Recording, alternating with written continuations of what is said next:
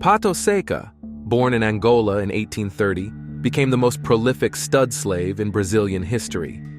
His extraordinary story sheds light on the cruel practice of slave breeding and the horrors of slavery in 19th century Brazil.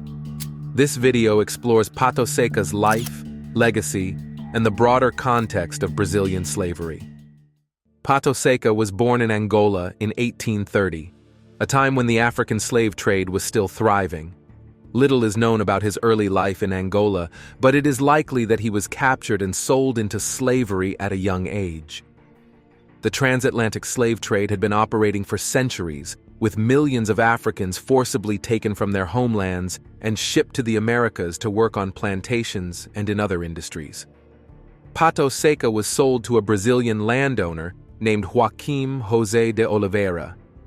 Brazil was one of the largest importers of African slaves during the colonial period, with an estimated 4.9 million Africans brought to the country between 1501 and 1866. The demand for slave labor was driven by the country's thriving sugar, coffee, and mining industries. Upon his arrival in Brazil, Pata Seca was given a new name, José Florêncio. He was put to work on Oliveira's plantation, likely performing grueling tasks such as planting, harvesting, and processing crops. However, Pata Seca's physical attributes soon set him apart from other slaves. Pata Seca was said to be a very tall and strong man, standing at an impressive height of 2.1 meters, approximately 6 feet 11 inches. He was also described as having excellent genetics, with a muscular build and good health. These physical attributes made him a prime candidate for a specific role within the plantation, a stud slave. In Brazilian slavery, stud slaves were male slaves who were selected to breed with female slaves in order to produce more enslaved children.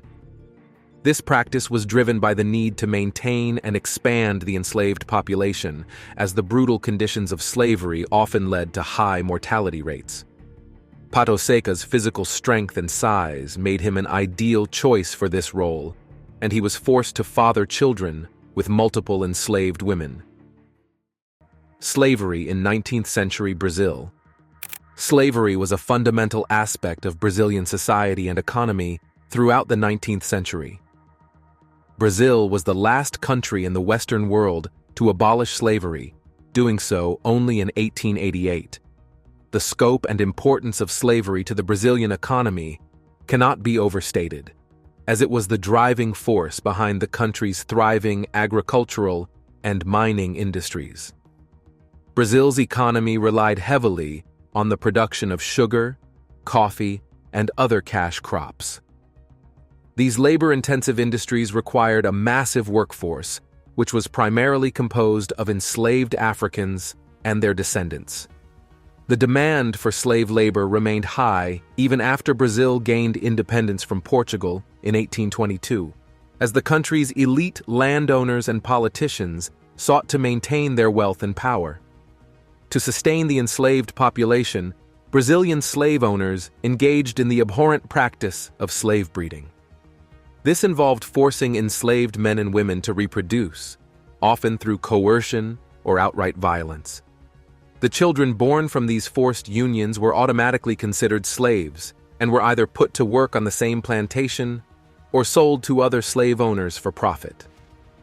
Slave breeding was seen as a necessary means of maintaining the enslaved population, as the brutal conditions of slavery often led to high mortality rates. The Atlantic slave trade had been abolished in Brazil in 1850, cutting off the supply of new slaves from Africa.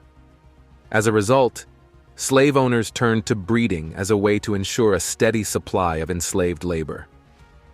Life as a slave on Brazilian plantations was characterized by back-breaking labor, harsh punishments, and inhumane living conditions.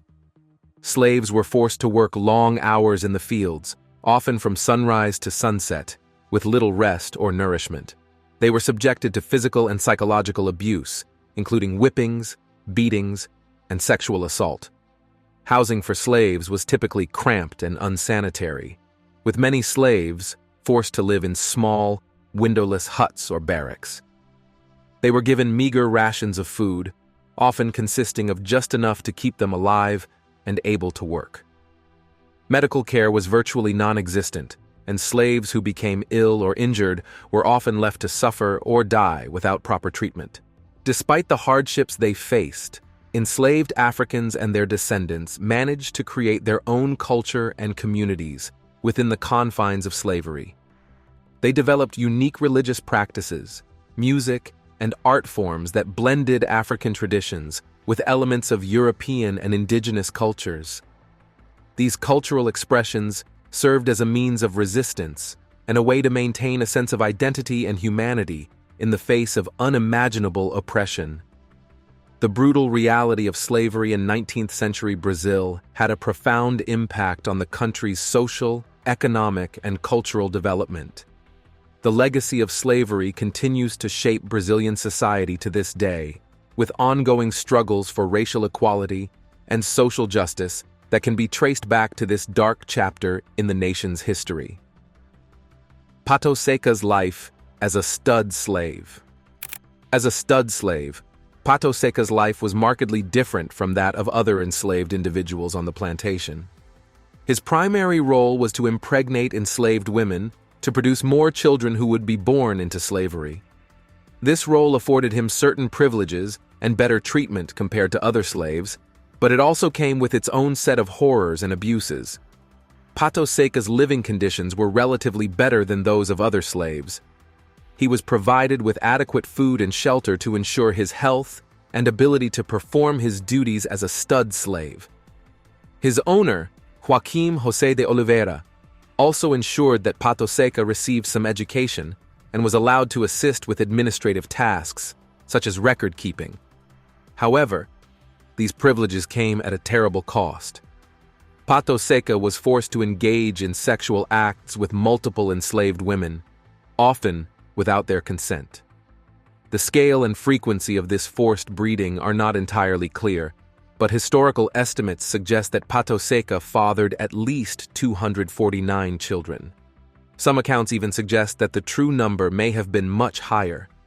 The enslaved women who were forced to bear Pata Seca's children had no say in the matter, and were treated as mere vessels for reproduction. They faced the physical and emotional trauma of forced pregnancy and childbirth, only to have their children torn away from them and sold to other slave owners or forced to work on the same plantation. The fate of Pata Seca's children born into slavery was grim. Many were sold to other landowners, separating them from their mothers and fathers. Those who remained on Oliveira's plantation were forced into labor as soon as they were old enough to work. They faced the same brutal conditions and treatment as other slaves, including backbreaking work, physical abuse, and inhumane living conditions. The psychological impact of being a stud slave on Pata Seca himself is difficult to imagine. While he may have had some privileges, he was still a slave, forced to engage in sexual acts against his will and powerless to protect his children from the horrors of slavery. The knowledge that his children would face the same fate as other slaves, and that he was being used as a tool to perpetuate the institution of slavery, must have been a heavy burden to bear. Pata Seca's story highlights the dehumanizing nature of slavery and the specific abuses faced by those forced into roles such as stud slaves. It also underscores the generational impact of slavery, as the children born from forced breeding were condemned to a life of bondage and servitude, their fate sealed by the circumstances of their birth. Pata Seca's genetic legacy. The impact of Pata Seca's life as a stud slave extends far beyond his own lifetime. Through the practice of forced breeding, he fathered an astonishing number of children, leaving a significant genetic legacy that continues to shape the Afro-Brazilian population to this day. Estimates of the number of Pata Seca's descendants vary, but historical records suggest that he fathered at least 249 children. However, some historians believe that the true number may be much higher, given the scale and duration of his forced breeding.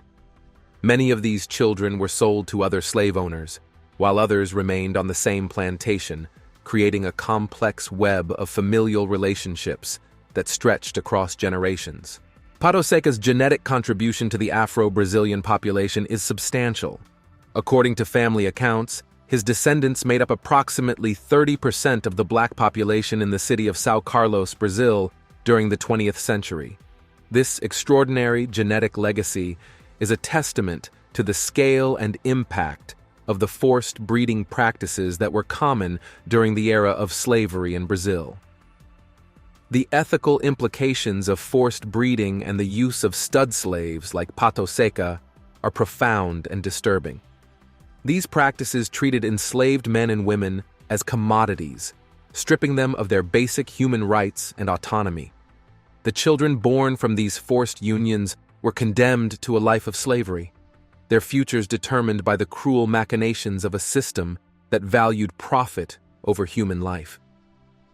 The psychological and emotional toll of forced breeding on both the stud slaves and the enslaved women they were forced to impregnate is immeasurable. These individuals were denied the right to choose their partners, to form loving relationships, and to raise their children in freedom. The trauma of these experiences undoubtedly had a lasting impact on the individuals involved and their descendants. Pata Seca's story serves as a powerful reminder of the brutal realities of slavery and the long-lasting effects of forced breeding practices. While his genetic legacy is significant, it is important to remember that this legacy was built on a foundation of violence, coercion, and dehumanization. Confronting this painful history is essential for understanding the ongoing struggles for racial equality and social justice in Brazil and beyond. Abolition and Pata Seca's later life. In 1888, Brazil finally abolished slavery, becoming the last country in the Western Hemisphere to do so. The passage of the Golden Law, signed by Princess Isabel, declared all slaves in Brazil free. This historic event marked a turning point in Brazilian history and had a profound impact on the lives of Pata Seca and the hundreds of thousands of other enslaved individuals in the country. After a lifetime of bondage, Pata Seca was finally a free man. His former owner, Roque José de Oliveira, granted Pata Seca certain privileges in recognition of his years of service and the significant number of children he had fathered. Oliveira, who had become one of the wealthiest men in Brazil, gave Pata Seca a piece of land and a house, providing him with the means to start a new life as a free man. Pata Seca, now in his late 50s, set about building a new life for himself and his family. He married a woman named Palmira, who had also been enslaved on Oliveira's plantation. Together, they had 10 children of their own, adding to the already extensive network of Pata Seca's descendants. As a free man, Pata Seca turned to farming, working the land that had been given to him by his former owner. He grew crops and raised livestock, using his knowledge and skills to create a sustainable livelihood for himself and his family. One of his main crops was sugarcane, which he used to produce rapadura, a traditional Brazilian sweetener made from unrefined sugarcane juice. Although his income from farming was modest, Pata Seca was able to provide for his large family and create a stable life for them. He focused on ensuring their well-being and working towards a brighter future, free from the oppression and violence of slavery. Pata Seca's life as a free man was not without its challenges. Despite the abolition of slavery, Brazil remained a deeply unequal society, with stark racial and economic disparities. Many former slaves, including Pata Seca and his family, faced ongoing discrimination and limited opportunities for social and economic advancement. Nevertheless, Pata Seca's story is a testament to the resilience and determination of those who had endured the horrors of slavery. In his later years, he was able to build a life for himself and his family on his own terms, free from the chains of bondage. His experience highlights the importance of the abolition movement and the ongoing struggle for equality and justice in the aftermath of slavery. Pata Seca's life after abolition also underscores the complex legacies of slavery in Brazil. While he was able to achieve a measure of freedom and stability, the trauma and impact of his experiences as a stud slave undoubtedly continued to shape his life and the lives of his descendants. His story serves as a powerful reminder of the need to confront and address the long-lasting effects of slavery on individuals, families, and society as a whole. Remembrance and historical significance. Pata Seca's extraordinary life story serves as a poignant window into the brutality and dehumanization of slavery in Brazil. His experiences as a stud slave, forced to father countless children who were born into bondage, expose the cruel and inhumane practices that were central to the institution of slavery.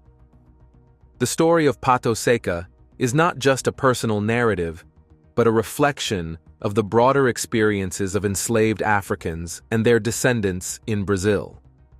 His life encapsulates the physical, psychological, and emotional trauma inflicted upon enslaved individuals, as well as the systematic exploitation of their labor and reproductive capacities for the benefit of slave owners. Pata Seca's place in Afro-Brazilian history and identity is significant. As a stud slave, he was forced to contribute to the growth and perpetuation of the enslaved population, leaving a lasting genetic legacy that continues to shape the Afro-Brazilian community. His story highlights the ways in which slavery not only impacted individuals, but also had far-reaching effects on the demographics and social fabric of Brazil. The memory of Pata Seca and his experiences also serves as a focal point for discussions about the ongoing impact of slavery in Brazil. Despite the abolition of slavery in 1888, the country has struggled to confront and address the deep-rooted inequalities and racial disparities that are the legacy of this brutal institution. Afro-Brazilians, who make up a significant portion of the country's population, continue to face discrimination, marginalization, and limited access to education, healthcare, and economic opportunities. The story of Pata Seca and other enslaved individuals serves as a powerful reminder of the need to acknowledge and address these persistent inequalities and to work towards a more just and equitable society. Remembering Pata Seca and the countless other men, women, and children who endured the horrors of slavery is crucial for understanding Brazil's history and identity. Their stories must be told, their experiences honored, and their resilience celebrated. By confronting the painful past and recognizing the ongoing impact of slavery, Brazil can work towards healing, reconciliation, and the creation of a more inclusive and equitable future. In recent years, there has been a growing movement in Brazil to acknowledge and address the country's slave past. This has included efforts to preserve and promote Afro-Brazilian culture, to support the development of quilombos, communities founded by escaped slaves, and to implement affirmative action policies in education and employment. However, much work remains to be done. The story of Pata Seca and the broader history of slavery in Brazil must be incorporated into educational curricula, public discourse, and cultural representations. Only by fully grappling with this painful past can Brazil hope to build a future that truly embraces equality, justice, and human rights for all its citizens.